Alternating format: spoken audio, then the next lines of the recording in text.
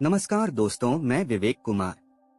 आप सभी लोगों का हार्दिक स्वागत है आपके और हमारे चैनल क्राइम की कहानी के नए एपिसोड में। सबसे पहले आपके प्यार के लिए शुक्रिया कि आप मेरे वीडियो को पसंद करते हैं।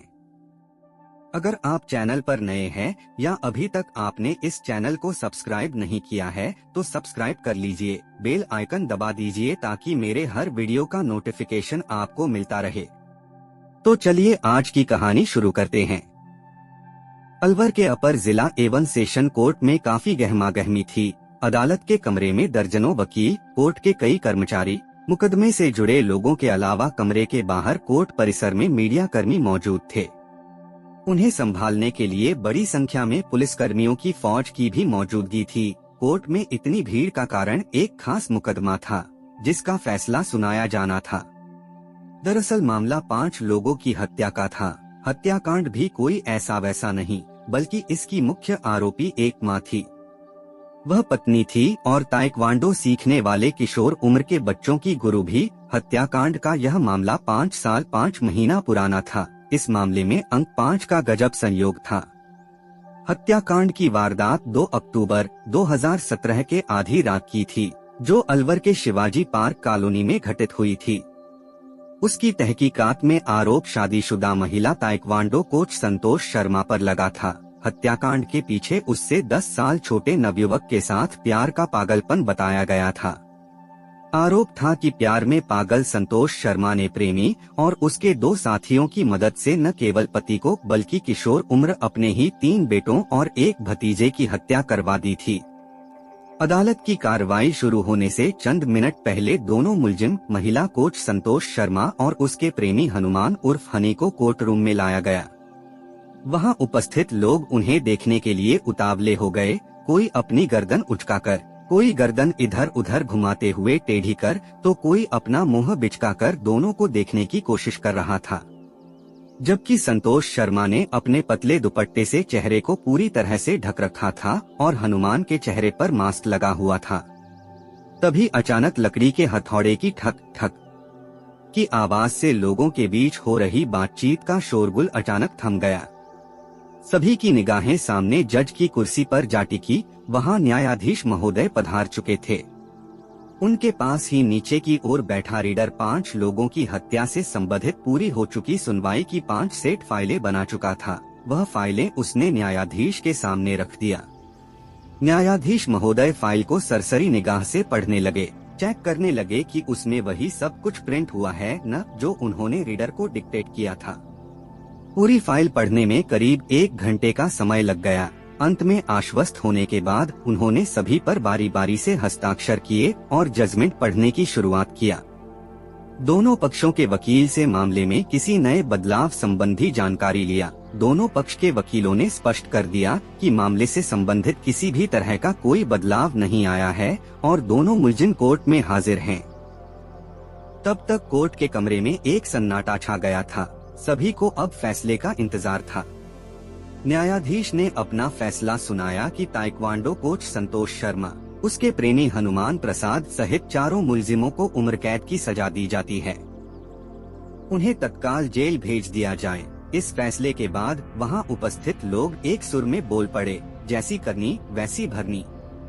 कोर्ट द्वारा सजा सुनाने के बाद कोर्ट के कर्मचारियों और पुलिस द्वारा आगे की कार्रवाई की जाने लगी। अदालत में कुछ देर खुसर-फुसर होने के बाद सन्नाटा छा गया था। पुलिस ने मुजरिमों से अदालत के कागजों पर दस्तखत करवाने की औपचारिकता पूरी की और उन्हें कड़ी निगरानी में लेकर जेल के लिए रवाना हो गई। फैसले की एक फाइल मीडिया के हाथ लग गई। उसके मुताबिक हत्याकांड की जो कहानी सामने आई वह इस प्रकार है। राजस्थान के अलवर जिले से कोई 90 किलोमीटर दूर कठुमर के गारू गांव में पंडित मुरारीलाल शर्मा के बड़े बेटे बनवारी लाल शर्मा की शादी साल 1999 में संतोष शर्मा से हुई थी। संतोष शर्मा सुंदर होने के साथ साथ ताइक्वांडो की कोच भी थी। उसकी न सिर्फ उसके परिवार वाले बल्कि गांव के लोग भी तारीफ करते थे। संतोष शर्मा में एक और गुण अभिनय का था। वह मोहल्ले की रामलीला में रामायण का अहम किरदार भी निभाया करती थी। शादी के बाद अपने पति बनवारी लाल शर्मा के साथ अलवर के शिवाजी पार्क कॉलोनी स्थित मकान में रहने लगी। बनवारी लाल अलवर के MIA स्थित एक फैक्ट्री में ऑपरेटर का काम करता थे। आर्थिक स्थिति साधारण थी। घर गृहस्थी बहुत अच्छी नहीं होने के बावजूद बगैर किसी अड़चन के आराम से चल रही थी। उनके गृहस्थ जीवन के 15 साल आराम से गुजर गए। इस दौरान उनके 3 बेटे हुए। समय के साथ ही बनवारी लाल की व्यस्तता भी बढ़ने लगी, खर्च बढ़ने लगे, जबकि संतोष शर्मा अय्याशी की जिंदगी का सपना देखने लगी। वह मौजूदा रहन-सहन से संतुष्ट नहीं थी। उसने घर की आमदनी बढ़ाने के लिए अपनी ताइक्वांडो की प्रैक्टिस जारी रखी और कोचिंग ज्वाइन कर ट्रेनर बन गई। बच्चों को ट्रेनिंग देकर टूर्नामेंट तथा कंपटीशन के लिए आसपास के शहरों में भी लेकर जाने लगी। वर्ष 2014 में वह अलवर के साहब जोहड़ा के एक ताइक्वांडो कोच के संपर्क में आई तो उसे इस क्षेत्र में तरक्की और आमदनी बढ़ाने के मौके नजर आने लगे और वह बढ़ चढ़कर अपनी टीम के साथ क्षेत्रीय प्रतियोगिताओं में हिस्सा लेने लगी। इसी दौरान संतोष शर्मा एक टूर्नामेंट के लिए उदयपुर गई। वहां उसकी मुलाकात हनुमान प्रसाद जाट से हुई, जो एक आकर्षक और गठीले बदन का नवयुवक था। पहली ही मुलाकात में दोनों दोस्त बन गए। कुछ ही समय बाद उनकी दोस्ती प्यार में बदल गई। फिर उनके साथ घूमने फिरने का सिलसिला शुरू हुआ और एक दिन उनकी नजदीकियां नाजायज रिश्ते में बदल गईं। युवा प्रेमी से मिलने वाले जिस्मानी सुख को पाने की चाहत में संतोष शर्मा का दिमाग इस कदर खराब हुआ कि वह अपना घर-बार, गृहस्थी, पति, बच्चे सभी कुछ भुला बैठी। संतोष शर्मा खुद से 10 साल छोटे आशिक हनुमान को हनी कहकर बुलाने लगी। हनी एक दोस्त के साथ उदयपुर में किराए के कमरे में रहकर BPED की ट्रेनिंग कर रहा था। वह शारीरिक शिक्षक की नौकरी हासिल करना चाहता था, अविवाहित था। घर से पैसे मंगाकर उदयपुर में दोस्त के साथ रहकर ट्रेनिंग कर रहा था। साथ ही मार्शल आर्ट का भी उसे शौक था। इसी दौरान कोचिंग में उसकी मुलाकात संतोष शर्मा से हुई थी। उम्र में बड़ी होकर भी उसका फिगर नवयुवतियों को मात करने वाला था। उसे देखकर कोई नहीं कह सकता था कि वह 3 बच्चों की मां है। सलवार सूट में तो वह अभी भी किसी कॉलेज गर्ल जैसी ही दिखती थी। खूबसूरती और सेक्स अपील की अदाओं पर ही हनुमान मर मिटा था। जल्द ही वह संतोष शर्मा के इशारों पर नाचने लगा था। अविवाहित हनुमान संतोष शर्मा के शारीरिक आकर्षण से पागल सा हो गया था। संतोष शर्मा एक आधुनिक दौर की युवती थी जो जिंदगी का भरपूर आनंद लेने में विश्वास रखती थी। उसे अपने 3 बच्चों से कोई मोह नहीं था और न ही वह अपने पति बनवारी लाल को दिल से पसंद करती थी। उसे हनुमान काफी पसंद आता था। उसे उसने अपने रूपजाल में फांस लिया था। वह उसके इशारे पर कुछ भी कर गुजरने को हरदम तैयार रहता था। इसके एवज में संतोष शर्मा उस पर दिल खोलकर प्रेम सुख लुटा रही थी। वह किसी न किसी स्पोर्ट्स टूर्नामेंट के बहाने जब तक घूमने जाने लगी और अपनी यात्राओं को भागवत कथा या धार्मिक आयोजन बताकर घर वालों से झूठ बोलकर चली जाती थी। जबकि वह अपने आशिक के पास उदयपुर में होती थी। वहां दोनों लिव इन में रहने लगे थे। वहां वह जमकर रंगरलियां मनाने लगी थी। उसके आचरण में एक तरह से मक्कारी और शातिरानापन आ गया था। वह एक मतलबी और अपने सुख की चाहत में रहने वाली महिला बन चुकी थी। साथ ही परिवार पर अपनी दबंगई दिखाती रहती थी। उसके गुस्सैल स्वभाव से छोटी बहन वंदना डरती थी, जो उसकी सगी देवरानी भी थी। संतोष शर्मा डांट फटकार कर उससे घर के काम करवाती रहती थी। यही नहीं, अपने बच्चों के साथ भी काफी तल्खी से पेश आती थी। जरा सी गलती हो जाने पर उनको बेल्ट से पीट डालती थी। इसलिए बच्चे भी उससे हमेशा खौफजदा रहते थे। उसके घर से बाहर रहने पर बच्चे ज्यादा खुश रहते थे। वह ससुराल वालों को बेवकूफ बनाने में माहिर हो चुकी थी। भागवत कथा वाचक बनकर कथा सुनाने और रामलीला के किरदार निभाने का दिखावा करती थी। इसलिए घर वालों की निगाह में वह धार्मिक महिला थी। यह कहें कि संतोष शर्मा अपने घर वालों की आंख में धूल झोंक कर ऐश-मौज कर रही थी। कहते हैं न कि हर किसी की कोई न कोई कमजोरी रहती है। संतोष शर्मा की भी एक कमजोरी सोशल साइटों पर फोटो पोस्ट करने और उसे शेयर करने की थी। यही शौक उसके लिए एक दिन मुसीबत बन गया। एक बार उसके बच्चों ने सोशल मीडिया पर संतोष शर्मा की बिंदास अदाओं की तस्वीरें देख लिया। वे चौंक गए। उन्हें भरोसा ही नहीं हुआ कि उसकी मां की इस तरह की अश्लील तस्वीरें भी हो सकती हैं। उन्होंने पापा को भी वे तस्वीरें दिखाईं, वह भी उसे देखकर सन्न रह गया। फोटो देखकर उसके 17 साल के बड़े बेटे अमन और पति बनवारी ने घर में हंगामा खड़ा कर दिया। अमन ताइक्वांडो का उभरता खिलाड़ी भी था, समझदार होने लगा था। संतोष शर्मा उस पर पाबंदी लगाने लगी, जिस कारण उसने नाराजगी दिखाई। उसकी नाराजगी हनुमान को लेकर भी हुई, जो घर भी आने लगा था। उसके साथ संतोष शर्मा के बढ़ते मेलजोल की जानकारी बाप बेटों को हो गई थी। हनुमान जब भी अलवर के गुजुकी क्षेत्र में अपने दोस्त कपिल के कमरे पर आता था, तब संतोष शर्मा उससे मिलने पहुंच जाती थी। इस तरह 2.5 साल का समय कब गुजर गया पता ही नहीं चला। इस बीच संतोष शर्मा पर पति और बेटे ने घर से बाहर जाने पर रोक लगा दी। एक दिन पति से उसकी तकरार हो गई। गुस्से में आकर बनवारी ने संतोष शर्मा की पिटाई कर दी। पति से पिटने के बाद संतोष शर्मा चोट खाई नागिन बन गई, गुस्से में फुंफकार उठी। उस घटना के बाद प्रेमी युगल का मेलमिलाप बंद हो गया था। संतोष शर्मा मिलन को तड़प उठी थी। एक दिन मौका पाकर संतोष शर्मा हनुमान से मिली और अपनी परेशानी बताने के साथ ही पति और बेटे को रास्ते से हटाने की साजिश भी रच डाली। दोनों ने योजना बनाकर फर्जी आईडी पर 2 सिम खरीद लिए। एक सिम संतोष शर्मा को देकर दूसरी सिम अपने पास रख लिया। इसी सिम से वे साजिश के बारे में बातचीत करने लगे। एक दिन पक्की योजना बन गई। कब और कैसे वारदात को अंजाम देना है, इसका प्रारूप तैयार हो गया। यहाँ तक कि सबूत कैसे नष्ट करने हैं, फरार कैसे होना है, कहाँ रहना है, वारदात के बाद फरारी कहाँ काटनी है और वारदात के सबूत कैसे नष्ट करने हैं, वगैरह वगैरह। इसी के साथ संतोष शर्मा के प्रेमी ने 30 सितंबर 2017 को ऑनलाइन शॉपिंग वेबसाइट से 1260 रुपए में जानवरों को काटने का एक बड़ा चापड़ भी मंगवा लिया। चापड़ 31 सेंटीमीटर लंबा और 4 सेंटीमीटर चौड़ा था। वह एक तरफ से धारदार तथा दूसरी तरफ से कांटेदार था। इसके अलावा शरीर को छलनी करने के लिए अलवर के केडलगंज से 2 और बड़े चाकू खरीद लिए थे। उनकी योजना बाप बेटे की एक साथ हत्या करने की थी। हत्या के बाद पुलिस को कोई निशान और सुराग नहीं मिले, इसके लिए दस्ताने ला कर भी रख लिए थे। वारदात को अंजाम देने के लिए उन्होंने गांधी जयंती 2 अक्टूबर 2017 की तारीख तय की थी। उससे 2 दिन पहले ही हनुमान उर्फ हनी उदयपुर से अलवर आ गया था। संतोष शर्मा अपने प्रेमी से अक्सर फर्जी कागजात पर लिए गए सिम का ही इस्तेमाल करती थी। जरूरत के अनुसार उसे अपने मोबाइल में लगा लेती थी। तय योजना के मुताबिक संतोष शर्मा का आशिक अपने सीकर वाले दोस्त से नींद की गोलियां भी ले आया था। गोलियां संतोष शर्मा को सौंपते हुए शाम का खाना बनाते समय सिलबट्टे पर चटनी बनाते समय उसमें पीस देने और रायते में डाल देने के लिए कहा था। सब कुछ योजना के अनुसार चल रहा था। पहले संतोष शर्मा ने प्रेम से बड़े बेटे को खाना खिलाया। इसी दौरान संतोष शर्मा की बहन वंदना ने उससे कुछ पूछा तो उसने उसे डांटकर भगा दिया। रात को 9:45 बज चुके थे। संतोष शर्मा का प्रेमी उसके घर पहुंच गया था। संतोष शर्मा मुस्कुराती हुई बोली, क्या हनी इतनी जल्दी कैसे आ गए?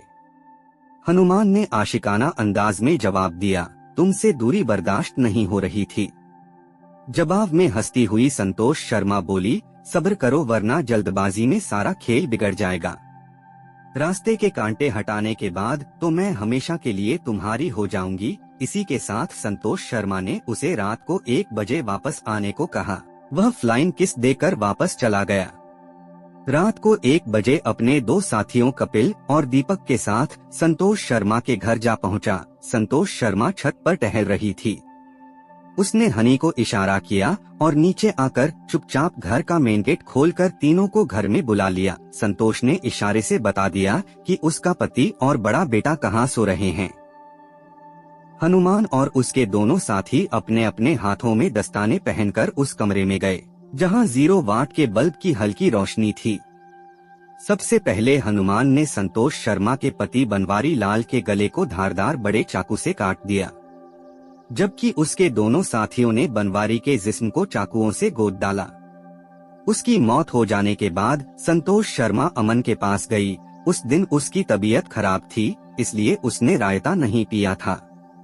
आहट पाकर उसकी नींद खुल गई और उसने उठने की कोशिश की। लेकिन तभी हनी और उसके साथियों ने उसे भी दबोच लिया और हनी ने उसका गला रेत दिया। उसके दोनों साथियों ने अमन को भी चाकुओं से गोद गोद कर ठिकाने लगा दिया। हनुमान और उसके दोनों साथी कपिल और दीपक कमरे से बाहर निकलकर बरामदे में आए। तभी वहां सो रहे संतोष शर्मा के छोटे बेटे हैप्पी के हाथ पर हनी का पैर पड़ गया। बच्चों के जग जाने पर पकड़े जाने के डर से वे उन पर भी टूट पड़े। संतोष के बाकी दोनों छोटे बेटों हैप्पी और अज्जू के साथ ही उसके भतीजे निक्की की भी गला रेत कर हत्या कर दिया। हत्यारों ने उन्हें भी चाकुओं से निर्ममता पूर्वक गोद डाला। संतोष के पति और बच्चों की हत्या करने के बाद हनुमान ने संतोष शर्मा से उसकी स्कूटी की चाबी मांगी। तब संतोष शर्मा ने चाबी और 3000 रुपए दिए। तीनों हत्यारे स्कूटी से ही फरार हो गए। उन्होंने अलवर रेलवे स्टेशन के पास मंडी मोड़ के निकट सुनसान जगह पर संतोष शर्मा की स्कूटी खड़ी कर दिया। रात ज्यादा हो जाने के कारण उन्हें ट्रेन नहीं मिली। वे ऑटो में बैठकर राजगढ़ चले गए, जहां से बाद में हत्याकांड में शामिल उसके दोनों साथी वापस अलवर लौट गए, जबकि संतोष शर्मा का प्रेमी वहां से बांदीकुई होते हुए जयपुर चला गया। वह जयपुर से उदयपुर भाग गया। यह हत्याकांड किसी फिल्म की तरह था। इतने भयानक हत्याकांड के बारे में जिसने भी सुना, दांतों तले अंगुली दबा लिया। 5-5 गला कटे परिवार के सदस्यों की लाशों के बीच खून भरे कमरे में संतोष शर्मा कई घंटों तक अकेले बैठी रही। तयशुदा योजना के अनुसार सुबह होने से पहले छोटी बहन के पास जाकर सो गई। सुबह होने पर वह भी रोने चिल्लाने का नाटक करने लगी। मोहल्ले वाले भी आ गए। रोती हुई संतोष शर्मा ने मोहल्ले वालों पर ससुराल वालों के साथ जमीन विवाद के कारण पूरे परिवार को मार देने का आरोप लगा दिया और थोड़ी देर में बीमार बनकर अस्पताल में भर्ती हो गई। उसके संदिग्ध आचरण को देखकर पुलिस के शक की सुई उस पर जाकर ठहर गई। एक ही रात में शिवाजी कॉलोनी के मकान में एक साथ परिवार के 5 लोगों की हत्या की खबर जंगल की आग की तरह चारों तरफ फैल गई। घटनास्थल पर शिवाजी पार्क थाने के SHO विनोद कुमार सांवरिया, SP राहुल प्रकाश सहित अन्य आला अफसर पहुंच गए। घटनास्थल पर पुलिस डॉग्स और FSL टीम के साथ फोटोग्राफर ने आकर अलग अलग एंगल्स से मृतकों की फोटो खींचे। मीडिया कर्मियों सहित क्षेत्रवासियों की भारी भीड़ एकत्रित हो गई। जितने मुंह उतनी बातें होने लगी। लोग यकीन नहीं कर पा रहे थे कि क्या कोई औरत ऐसी भी हो सकती है जो बहन, पत्नी और मां कुछ भी न बन सकी। अलवर में गांधी जयंती की रात को घटित इस हत्याकांड से पूरा राजस्थान हिल गया था। पुलिस प्रशासन को जवाब देना भारी पड़ रहा था। इस ब्लाइंड मर्डर केस को लेकर विपक्ष ने खूब हाय तौबा मचाई। वहीं मीडिया ने भी राज्य में कानून व्यवस्था पूरी तरह से ध्वस्त हो जाने की खबरें प्रचारित प्रसारित कर पुलिस की नींद उड़ा दिया। तत्कालीन SP राहुल प्रकाश ने आला अफसरों की बैठक में दिशा निर्देश देने के साथ ही इस ब्लाइंड मर्डर केस की जांच की जिम्मेदारी शिवाजी पार्क थाने के SHO विनोद कुमार सांवरिया को सौंप दिया। मामला पेचीदा था। इसे सुलझाने के लिए टीम गठित किया। मौकाए वारदात पर पहुंचकर जांच पड़ताल किया। सभी लाशों को पोस्टमार्टम के लिए अलवर के सरकारी अस्पताल भेज दिया गया। पूछताछ के लिए संतोष शर्मा को हिरासत में ले लिया गया। उसका मोबाइल कब्जे में लेकर उसकी कॉल डिटेल्स निकाली गई। जल्द ही सुराग मिलने शुरू हो गए। संतोष शर्मा के फोन की कॉल डिटेल्स में वारदात से पहले उसकी हनुमान प्रसाद से कई बार बात हुई थी। सबसे ज्यादा फोन पर बातचीत करने के संकेत मिलने से पुलिस को कुछ और सुराग मिले। पुलिस ने उदयपुर पहुंचकर हनुमान प्रसाद के कमरे पर दबिश दिया। उसके कमरे की तलाशी ली गई। वहां से 7 मोबाइल फोन और बैग से खून सने कपड़े बरामद हुए। हनुमान को गिरफ्तार कर लिया गया।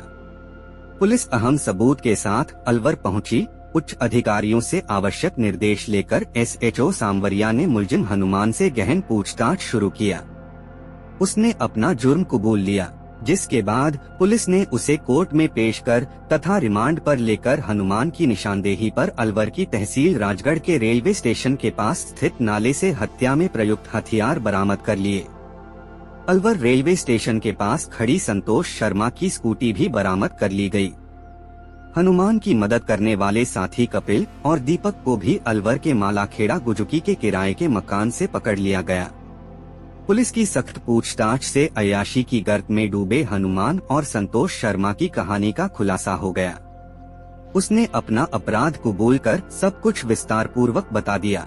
यह भी बता दिया कि अलवर के मंडी मोड़ पर स्थित पानी की टंकी पर हत्याकांड को अंजाम देने के बाद तीनों ने रक्तरंजित छुरा और अपने हाथ पैर धोए थे। ट्रेन नहीं मिलने पर अलवर रेलवे स्टेशन के आगे ऑटो से राजगढ़ के लिए फरार हो गए थे।